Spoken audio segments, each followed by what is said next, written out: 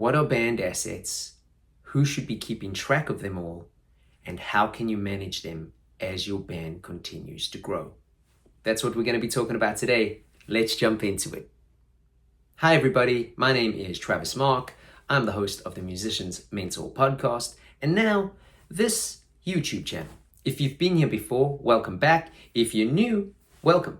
Please do me a favor while you're here and hit that subscribe button. I would greatly appreciate it. Likewise, if you're interested in checking out any of my interviews that I've done with the Musician's Mentor podcast, you can simply go to the playlist section on this channel, or you can go search for the Musician's Mentor podcast across your favorite streaming platforms. If you enjoy the podcast, please do me a favor and leave me a rating or review. It helps me continue to get some of these amazing guests like the ones I've already had. All right, let's jump into today's video. Today, I want to talk about band assets. Now, a lot of people call these different things. For lack of an official term, I'm going to call them assets. And what I mean by that are all the things that you need to try and help your band run successfully.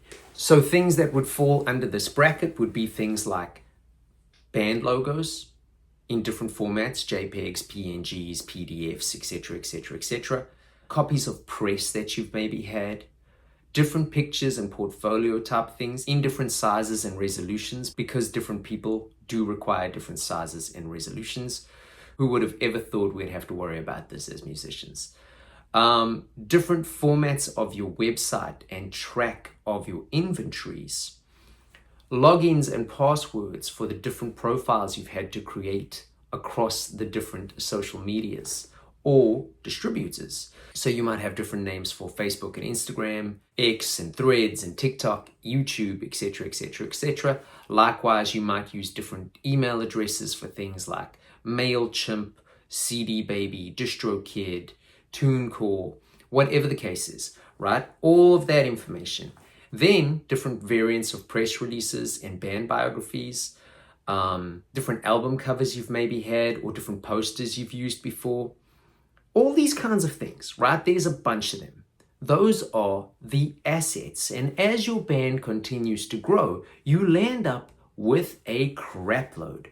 You know, sometimes bands use different logos. Sometimes they have see-through logos. Sometimes they have different color logos. So just the logo in itself is a bunch of work and memory. And where we seem to fail often as humans is keeping track of it all. So we land up with picture one, Travis in black and white shirt. But instead of naming it picture one, Travis in black and white shirt, I just go download, boop, and it goes to my computer as JPEG 100 and whatever, right? And then let's say I hold up this notebook and I take that picture. Instead of saving it as Travis in black and white shirt with notebook, most people just say boop, and it goes to your computer as picture 103 or whatever the case is. So something you can do to help yourself in this regard, especially as content gets more and more for you, is firstly naming your files something memorable and then putting them in folders that are memorable. So you create folders. Hypothetically, we go back to the logo. Whatever the band name is, logos, and you drop all the variants of your logo in that folder. And if they are super variant, name them different things.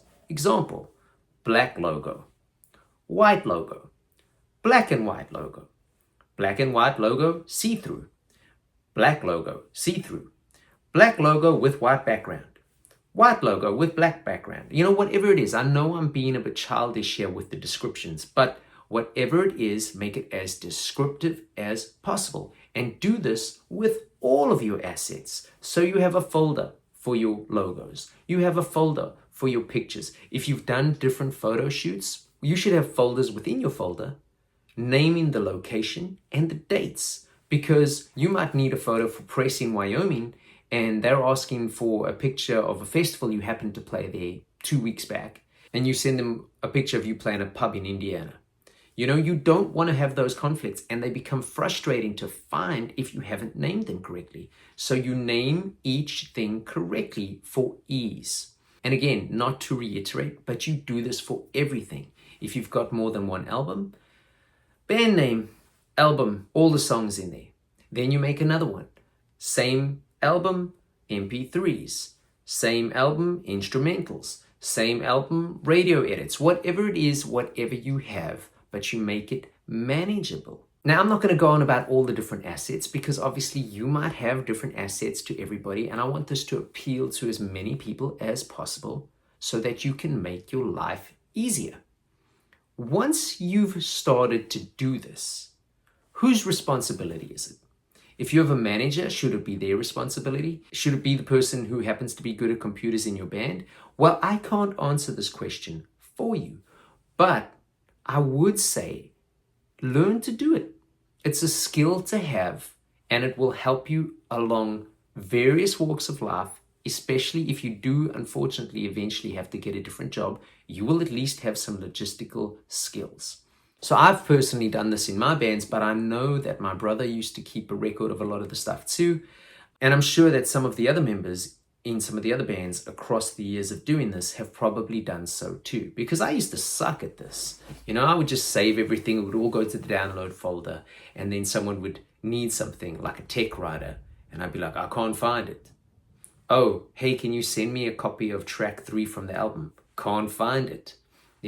Very frustrating and would take me way too much time. So I almost learned this out of necessity. Now, where should you store this stuff? This comes down to personal preference. But for me, where I'm at in my musical journey at this point is I have backups of backups of backups. So I don't store anything to my computer anymore, because you never know if that hard drive could just suddenly fail. It's very unlikely, so it's a bit paranoid. But I would save folders, and then I would export that folder to an external hard drive. And as a backup, I would have another external hard drive. Nowadays, you've got the cloud, so it's worth having one on the cloud. It's worth having an external hard drive and maybe another one. The only problem with that is every time you get a new asset, a new bit of press coverage that you're trying to keep hold of, a new mailing list member that you're trying to keep hold of, you then land up having to update all of them. But that doesn't take so long, especially if you keep it up to date. And I would recommend that if you are a camaraderie, a brotherhood of bandmates or people trying to put this artist out there, it's possibly worth more than one of you keeping that backup. And again, make sure you've got a system. You don't want to be looking for an MP3 of the second song of your first record, only to go find your external hard drive and it's nothing but pictures and tech writers or mailing list members. Try and keep different folders for different things, but all within the grand scheme of things. Think of it as like an umbrella company with different branches or brands underneath it. And in this situation, what that is you've got your one kind of place, your hard drive or the cloud or your computer, whatever it is you decide. And then underneath that, you've got your different folders for your different assets. And again, not to go on about it, but your assets would be variable things. So just to ramble a few more off the top of my head, even though I know I did this earlier, just think about the different things that help your band function. So do we have band logos? Do we have pictures? Do we have profile pictures versus live pictures? Do we have recordings? And if so, are we talking album recordings, live recordings? And what different variations of those recordings? Tech writers, and those tech writers can be variable from clubs to theaters to outdoor venues to are you sharing gear? Do you have to bring all your own gear? Tour riders, etc., etc., etc. Mailing lists. Sometimes if you're kind of getting really into it, you can decide if you want those mailing lists to just be brief and different names that have come across different platforms, or are you going to divide it? Different locations, different platforms that have helped create those different locations. Are we talking mailing list members that subscribe to your newsletter? Are we talking mailing list members that pre-saved a song or a record? Are we talking email addresses that you maybe gained through social media? Different strokes, different folks. So you can either put it all together or you can separate it. It's up to you. Whatever's going to make your life easy is the bottom line. But there are a few other things. We can have publishing and writer information. We can have contacts for all team members, management, writers, session musicians that have potentially played on albums, touring members, tour managers, etc., etc. Go on and on and on, right? You can have lyrics for songs. You can have chord charts for songs. There's so many different things. But try and treat this like a business, which is something I'm always telling you guys to do. So treat it like a business and have it ready. So if you happen to get something that comes up abruptly and they need something pronto, rather than you having to end a rehearsal quick or figure it out while you're on the road or panic or even disrupt your downtime, which is something I've been talking about lately, you just have to plug it in or find your hard drive or whatever it is you save it on and type in Travis in black and white shirt and it will come up. So I hope that helps. If you do something different, I'd love to hear about it. Likewise, please do hit that subscribe button. I will see you on the next one.